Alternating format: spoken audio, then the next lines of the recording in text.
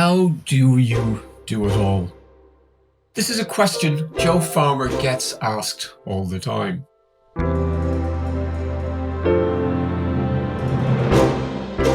Joe is the joint managing partner of Lewis Silkin, one of the UK's most creative and high-profile legal partnerships. Her clients include luxury CEOs, creative agency MDs, and entrepreneurs keen to protect their IP and future global positioning.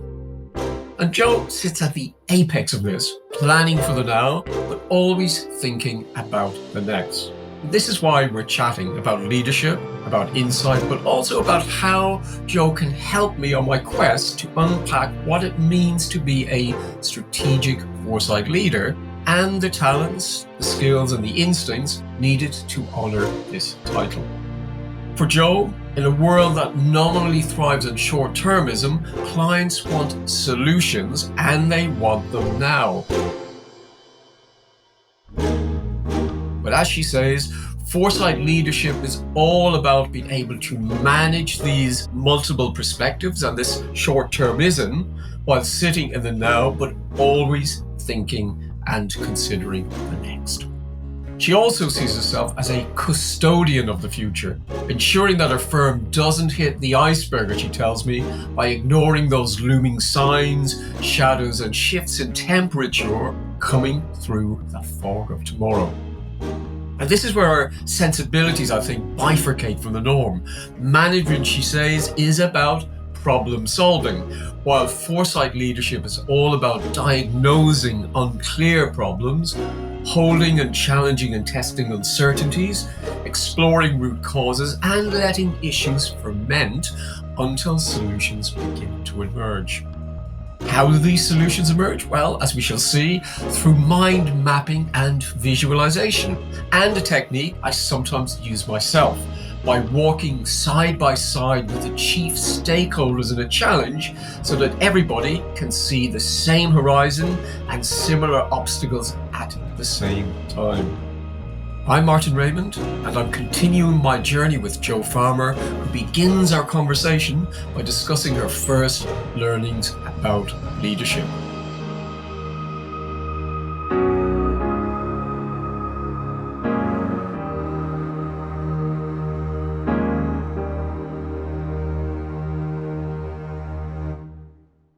Law firms are made up of clever people who are practitioners who do lots and lots of client work.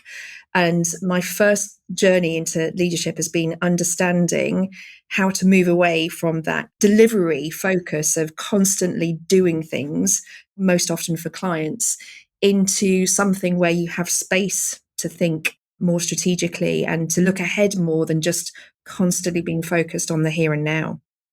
Right, because that's, I guess, the nub of what I'm trying to get to is not just leadership in terms of the traditional qualities, and I guess we will discuss those, but leadership in terms of its strategic opportunities and what I call the foresight leaders. As somebody who perhaps, and unusually I think, has to think about the long term and to use a process of decision making that is about considering the long-term trajectory, the consequences of having to do that. And I guess also how other people respond, because I suspect that leadership currently, when I look at the world around us, it's about short-term response, it's about crisis management, it's about coming up with an instant solution that people recognize and applaud.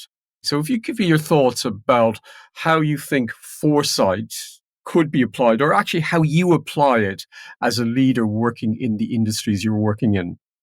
Yeah, I mean, I think you're dead right on that, Martin, about that kind of moving away from the sort of the short-termism. Law firms, I think particularly, are quite bad at this in that, we've got a captive audience of clients. If you're doing anywhere like half decent job, you've got clients who demand your delivery of solutions, finding answers to their problems. So people who do well in law firms tend to be people who are really focused on making things happen, solutions in the here and now.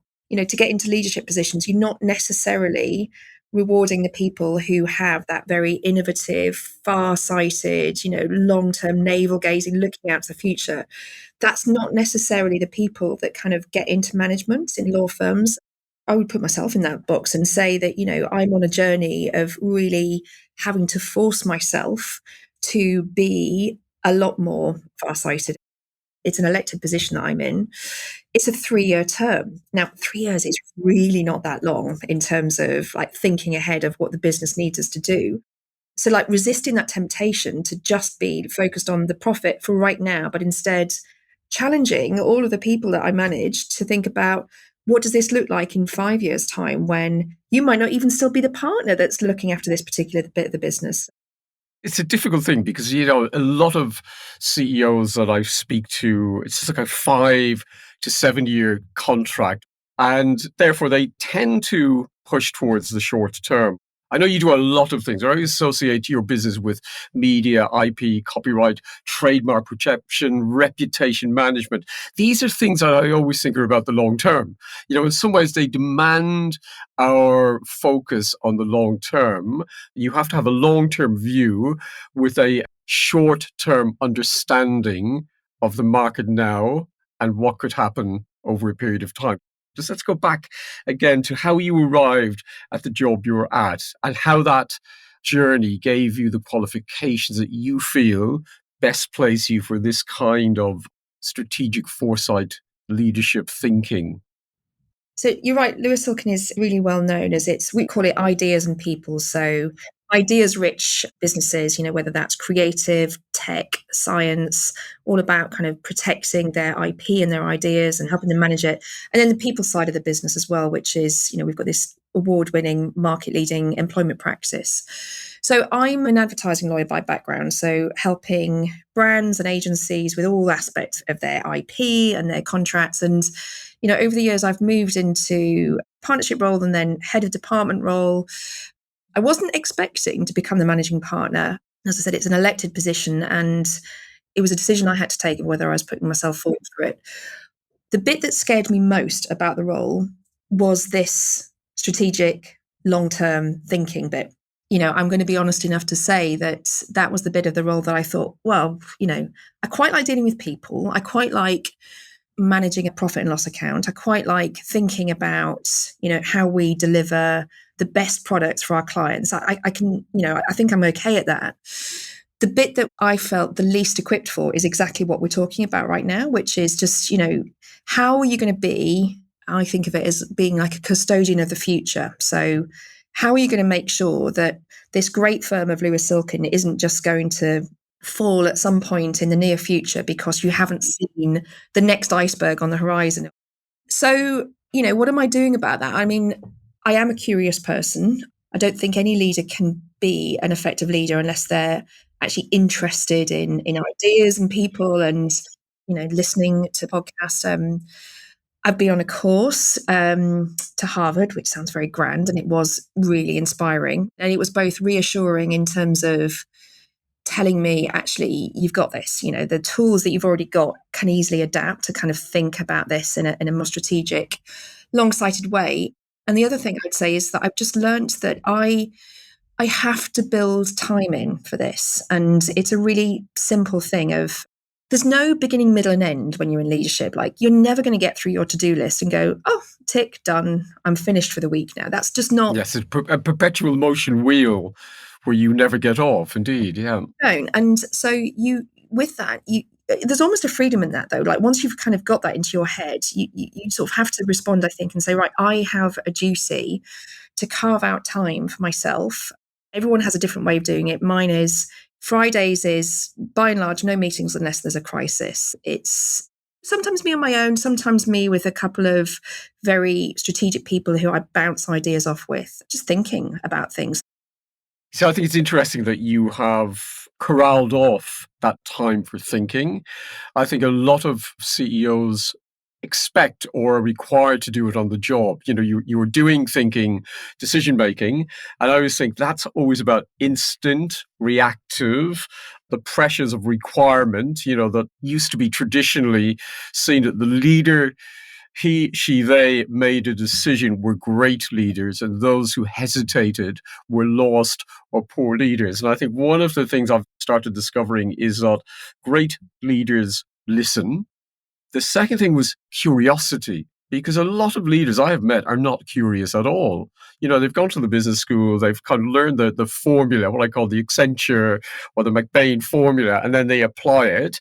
And then the third bit is, when you gather these things and you apply a certain amount of empathy to see what it looks like from other people's point of view, the thinking bit. So I just kind of want you to go back to that Friday. How are you structuring that thinking? Because for me, foresight is all about thinking, because the thinking allows you to pre-plan, to test, to challenge, to kind of juggle with different scenarios and that. So what process could I take from you, or approach that I could apply to my business?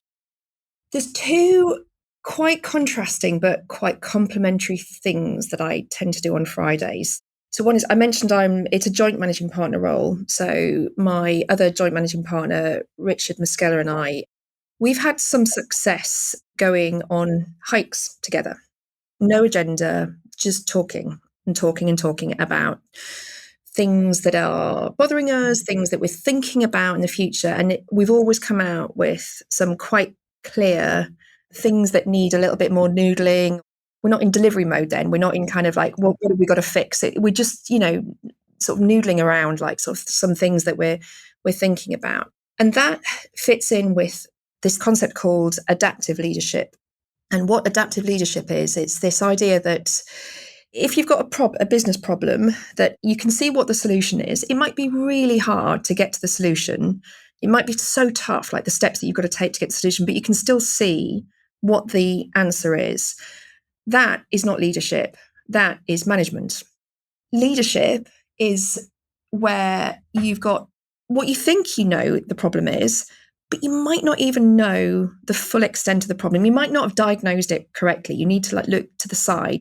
You need to sort of keep looking at it almost like a Rubik's Cube from different angles. And then it's not obvious what the solution is. There's a myriad of different ways that you could tackle it. That's leadership.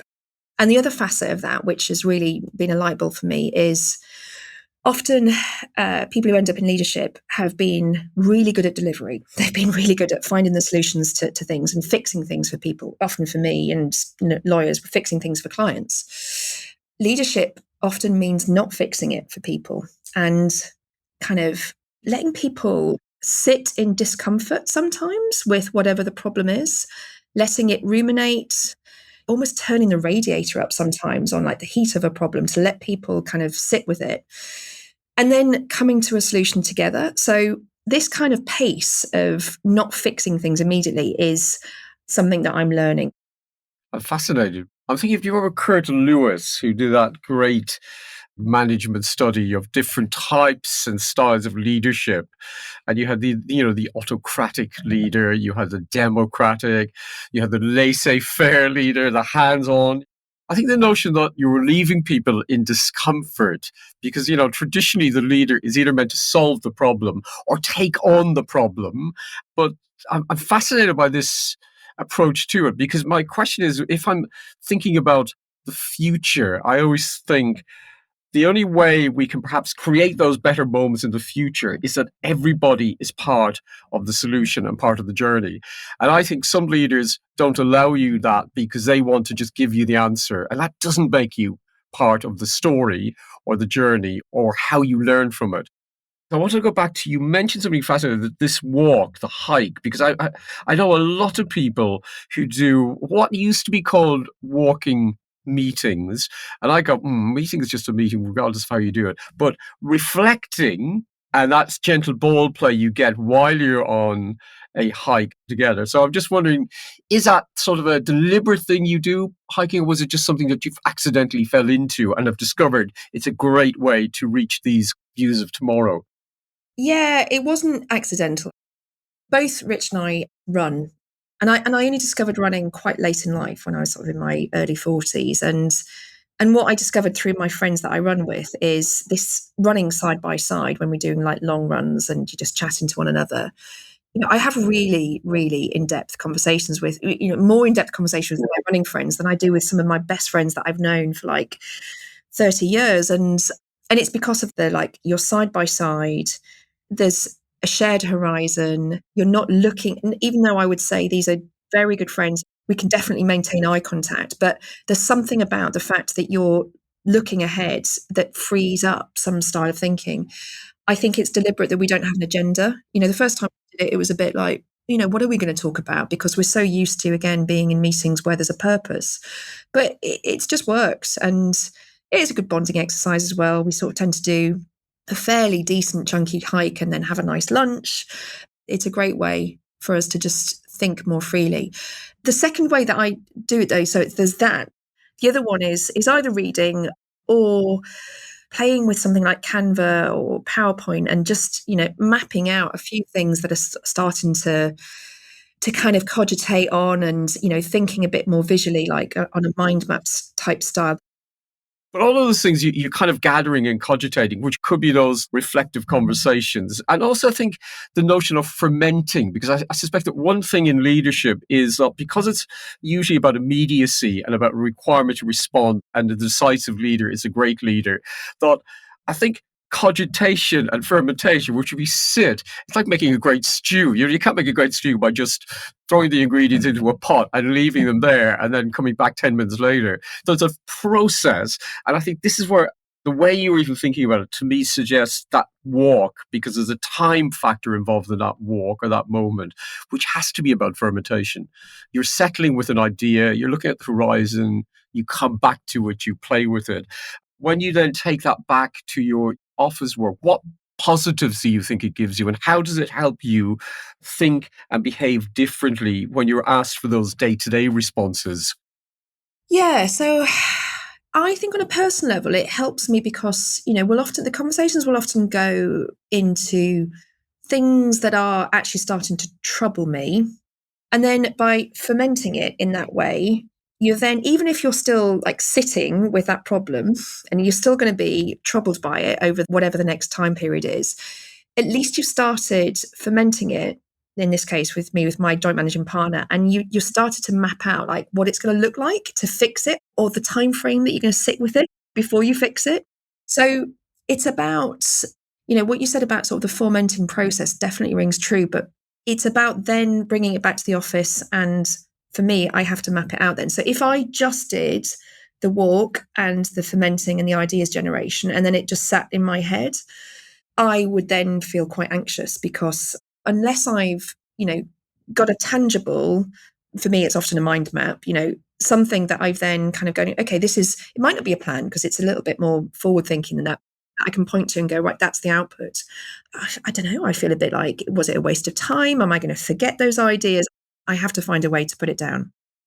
So in that moment of capturing the ideas and the thinking, and when you map it out, are you showing that physically to people, or does it sit in your head as a framework that who you're trying to work people towards? So to your point about the adaptive leader, you're not necessarily showing them the end goal. You're trying to get them to work towards it, so it's on their terms and on their understanding. Or are you saying this is the game plan, like you're the captain of the team, and saying this is where I want you to get to, and here's the personal approach and mechanisms I want you to use to achieve it? How are you kind of unpacking it? Yeah, it's definitely not, here's the game plan. I mean, there's some things that Rich and I are then kind of like, batting around between us as to ideas and things, but it's definitely not, this is the game plan, follow it. And the reason for that is, and I didn't have the vocabulary to describe this until I went on this course that I've talked about, but 6 styles of leadership, and everyone gravitates naturally towards one of these. So coercive, which the clue's in the title, but it's like, do this now. And that's really effective. If you've got a fire in the building, just get out now. That's the coercive style. Pace setting, which is, I'm the master of this, I'm the expert, watch me how I do it, follow, do it exactly as I do it. Now, lawyers tend to be pace setting. We've learnt the value of being perfectionists, control freaks. There's a lot riding on things being just exactly so. So as a result, most lawyers tend towards pace setting, but it's not that effective at teaching people because it doesn't coach them into like learning how to do it themselves. Authoritative, which is more follow me. I've got a vision. This is my strategy. I'm not going to tell you necessarily exactly how to do it. I'm not going to set the pace, but I'm going to give you the overall framework and strategy and vision, and I want you to follow me. There's affiliative style, which is more people first. So I've got an idea, but I'm going to work with you. Let me work with you, and you work with me together on this. There's democratic. We all have a voice in a meeting, and that's particularly useful when you're brainstorming, when you're thinking about innovation, and you're just trying to get everyone's ideas in the room. You need a lot of time. It can't be when you've got a problem that needs fixing now. And then finally, there's coaching, which is where you've got loads and loads of time to spend with somebody, and you're helping them learn how to do it and find the solution themselves. Coercive and pace setting, you can hear that those are probably limited use, but the rest of them, it's not necessarily that there's a right and wrong answer. And what good leaders do is they learn how to flex their style. So they're applying different caps depending on the circumstance. That's fascinating. So I've got these 6 things. I did actually spoke to as an author, but she does leadership coaching and specializes in leadership training and I guess psychology. And this is a woman called Mimi Nicklin, who I'd interviewed for a previous podcast. And she was saying that kindness and empathy are the dual traits that she found in great leaders, when she looked at studies and looked at research on it. How would you rate those traits or characteristics in terms of those 6 styles that you've spoken about, and also in terms of how you deploy what you would see a range of skills to get people to do what you feel they need to do? Yeah, I think it's a bit more complex than that. I think it depends on where an organization is in terms of its marketplace and the time in which it is. So I think right now, Lewis Silkin, we have as one of our values, we talk about bravery and kindness. So we expect this of our people. So it's not just a leadership thing. But by bravery and kindness, what we're trying to say to people is, be brave to do bold, innovative things. And we, in return, will wrap around kindness around how that lands or not. So, we're trying to empower people to say, have a go, be brave, and we will be kind in how we treat one another.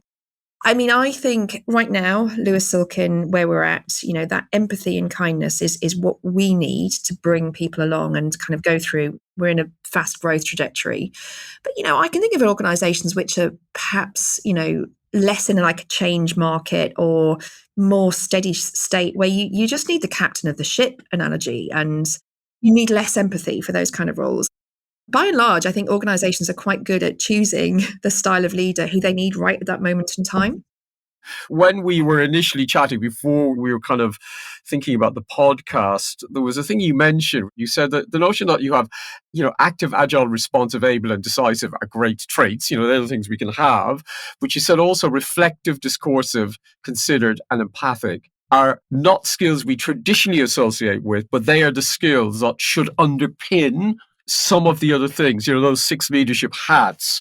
And I thought it was quite telling, because increasingly with the complexity in organizations and the fact that uncertainty has become the norm and polycrises like the everyday kind of activity in the boardroom, that we can only but think for the long term, because it's a bit like being stuck in the doldrums, that long term will give us a trajectory to get to and a place where short term helps, but it's not going to save the ship.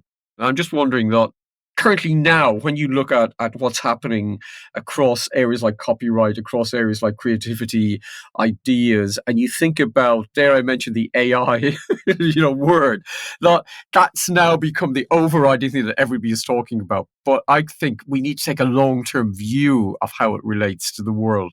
Are there kind of subjects that you face now that you just think, gosh, we need to take a better position on this rather than react knee-jerk, as seems to be the case with a lot of businesses?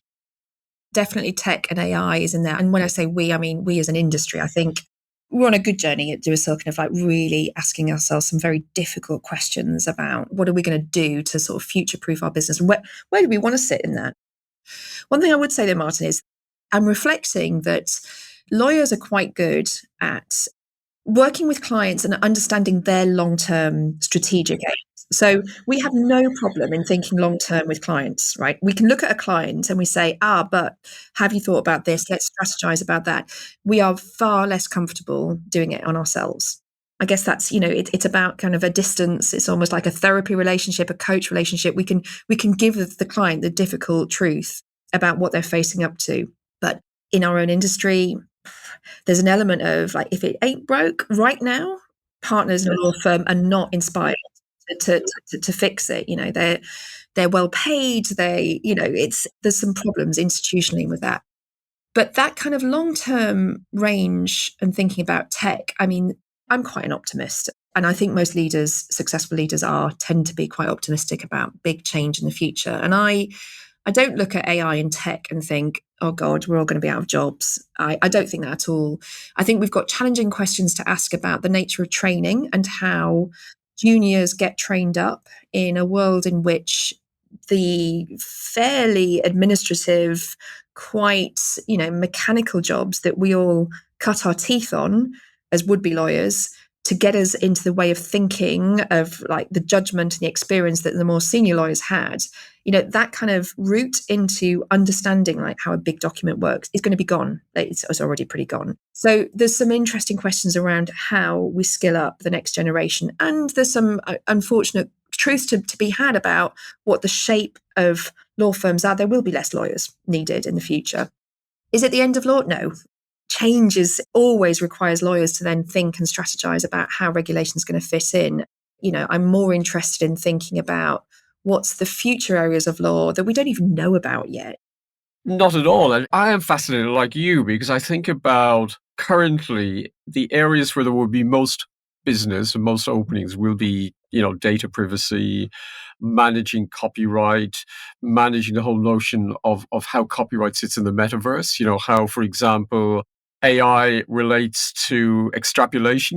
Person A writes a book, AI is given the book, writes the sequel, which is already happening. Who owns the original copyright? Is it split? Is it shared? The characters, if a character is taken out into the metaverse and sold off into a gaming universe. So I think the opportunities are huge, but it will require, I think, somebody to really investigate and know more about a future which a lot of people either have a limited knowledge of or have a view that it's a threat rather than an opportunity. So how do you think leaders can help their teams and their colleagues to see this thing in a intriguing way rather than at the moment where actually I spoke to somebody who just said these things are threats and our job is confinement or control. So they weren't seeing it in terms of let's see how the mercury flows, it goes everywhere and let's look at the pattern and the consequence. They were seeing that, I think they used a militaristic term, Cold War term, containment, that these things need to be contained. And law is built around containment, not built around observing the opportunities. I mean, how would you respond to that sort of thinking or viewpoint? Yeah, I recognize that. I think I'll give a specific example of something that I'm looking at right now. So lawyers traditionally have charged by the hour. We're famous for it, right? It's a time-based product. Now, actually, more than 70% of the stuff that we do these days at Lewis Silkney is fixed fee or some kind of different. It's those days of like just sticking the clock on and turning it off and sending a bill without any cost update. They're kind of gone for most areas of law anyway. And yet that kind of commodity of time, it's still the way that we have structured ourselves traditionally. So, for instance, we still have targets for our lawyers. They're a lot lower than lots of our competitors, but we still have an annualized, this is the hours that we'd expect you to bill. We're still sort of, lagging behind in terms of our structure. So with that in mind, let's say you could do a certain type of agreement. It would ordinarily take you 15 hours to do. And there is an expectation from the client that 15 times your hourly rate, that's around about the cost that the market would pay for that particular agreement. Now imagine that there's a tech product that's coming in that can do that in like instantaneously with with maybe half an hour of a paralegal's time to do. And it doesn't give you a bespoke output, but it's good enough. How do you incentivize lawyers who are rewarded and bonused for hitting their hours target to take a path which means that they're not going to log their time into the system. You could say, well, they've got to do that. I mean, it's just bonkers. But actually, I think as a leader, I'm using that as an example to say, as a leader, I'm realizing that I need to kind of clear out the structural blockers that impede that kind of futuristic thinking. So it's finding a way to record that in a way which rewards the individuals who will be using it, because we need them to experiment with these tools to understand how best to use them. I'm just kind of aware of timing. A couple of things was asking, and again, some people maybe think there isn't an issue here, but I had one conversation with, a male leader, female leader, other, this notion about, does gender, however we define gender, does that make a difference to how we not just choose a leadership style, but become leaders and are seen by others as leaders? What are your thoughts on that? And as a lawyer, you don't have to answer. I mean, I think I'm still working on my own hypothesis and answer to that question. I suppose, like, I'm going to say my age because it's relevant. So I'm 49, and the reason why that's relevant is I feel quite fortunate at the time that I've come in as a female. I've never felt held back because of my gender. I've always felt a land of opportunity. I've been really fortunate in choosing Lewis Silkin to be my home because it's always been quite forward thinking about things like parental leave. And in fact, when I was on maternity leave for my twins, I made partner, which was like unheard of at the time. That just didn't happen in 2008. So, I've never felt like the gender question has been something that I've really engaged with too much. But now as a leader, I am much more intrigued by it. Now, there's an obvious answer, which is I think women tend to be a bit more practiced at being vulnerable and showing their vulnerability. It's something about playground politics. It's something about like slightly people pleaser tendencies that goes with it. There's all sorts of kind of reasons for it. And I think, women have probably, as a very general level, have high degrees of emotional intelligence. They're quite good at like listening and reflecting and bouncing off other people rather than being sort of as fixed in their views. I mean, having said this, Rich Muscella, who's the joint managing partner, is one of the most adaptive, emotionally intelligent people that I know that's good at this. So it's definitely not like an either or. But I think there is something about that vulnerability. And, I've played around with being a bit more out there about some of my own personal vulnerability since becoming managing partner. And like the feedback that you get from people of the gratitude of being honest about some things and not pretending that you have all the answers and not pretending that it's all easy it feels like there's something in this. One of the people I interviewed yesterday, Nathalie Milian, who basically trains a lot of leaders at Gucci and Prada and Louis Vuitton, I've just written the book about it, was saying that, the problem is that weaknesses were used against us. And she said, therefore, we shielded ourselves by not mentioning it. She said, the more people talk about vulnerability, the more people talk about feeling weak and how you manage it, the better leaders we collectively become. She said, this is the thing, rather than freezing it out, is to occupy it. So I'm just wondering, with that sense, because I think that's not a male-female thing, is it? It's actually, it might be where women are more happy to talk about it, but men probably equally feel it. And that's their big downfall, is they're not willing to perhaps discuss it openly. I'm just wondering, as you move forward, because you're interesting, your role is 3 years, so it's a finite positioning. What are you hoping for those 3 years? Because I've understand, you've got 6 leadership styles. You've got this sense of what I'm going to call public vulnerability, where you're happy to discuss things and allow people the space perhaps to do it themselves. What are you hoping to achieve? So what is your kind of objective over those 3 years? And what is the legacy you would like to believe? And I think one sits into the other.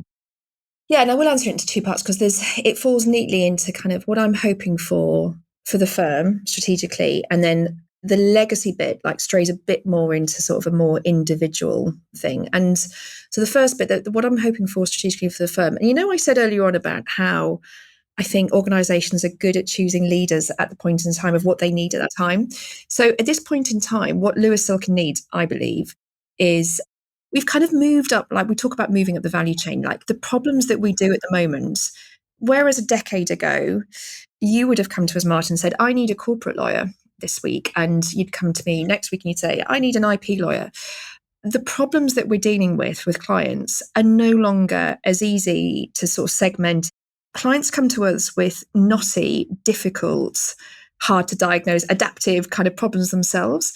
And they just want to come to you and go, you're going to work out the team that helps me with this. And therefore, Lewis Silkin needs leaders who are good at making the organization come together, which involves showing a bit of vulnerability, working as teams, not working in a siloed kind of individualistic way. So lots of the strategy is about how we get rid of silos, get rid of divisive structures, make people think about clients as institutional, we all share them as a team sport. I love that as a challenge. I feel like I can do things like I'm giving up my own clients to show kind of team spirit. So strategically, that feels like it's something that I can get excited about. I mean, is there any kind of final, I always say to people, is there a word that sums up, because I know you've used 6 words to describe leadership. Is there a word that you would use to describe what Lewis Silkin will look like when you go, okay, this is a thing I want people to think about. Joe Farmer's tenure has done this. It's something, I'm not sure I can do it in one word, Martin, but it's like about that multidisciplinary team that solves problems for clients. That's the bit that we want to get to. So it's about having kind of a cohesive whole. When we're talking about that kind of competition that you get in law firms and in lots of organizations, I was reflecting on what you were saying, and it's kind of, as Lewis Silkin evolved, systems that we had in place when we were much, much smaller were all about inspiring people and motivating people to hustle for business. So somebody's going to go out there and find clients, find new clients that we're going to do some work for. So our systems and reward structures and incentives, naturally, were about that kind of finding mentality. So, like a sole practitioner, you're out there hustling, finding work. We've outgrown that now. And we need to be reflective of the fact that we're a £100 million business, that we need people to see this as a team sport always. Everything that I do now is trying to make sure that we've put the right structures in place and inspiring people to go, you know what, we're in this together. Well, that's a good point to end the conversation, I think. Joe Farmer, many thanks for chatting to me, and also just for unpacking leadership in such a different way. I'm looking forward to trying out some of the things that you've pointed out to me. Particularly, I have to say, the thing that has struck me is this notion of vulnerability and empathy, and also your hikes. I'm going to come up with a business term to describe those: walking with people towards the same horizon, and using that as a way to reflect on how long-term we can come up with solutions and tackle challenges that perhaps are not as obvious if we're sitting eye to eye, looking at each other across that table and potentially challenging ourselves. So that's my kind of reflection for a time together. Thank you again. Thank you very much for your time, Martin. I really enjoyed this.